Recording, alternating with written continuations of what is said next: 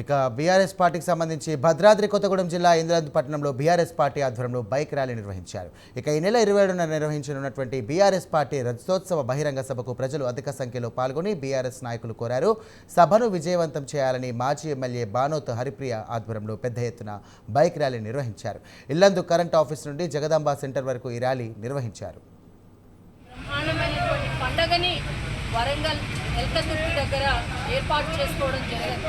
ఇందా పెద్దలు అన్నారు, గతంలో ఎన్నడూ జరగలేదు, భవిష్యత్తులో జరగబోదు, ఎవరు ఊహించని విధంగా కనీ విని ఎరగని రీతిలో వరంగల్ సభ జరగబోతా ఉంది.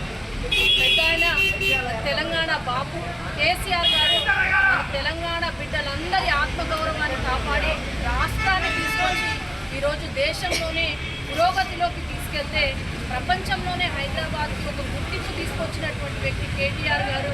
అటువంటి తెలంగాణ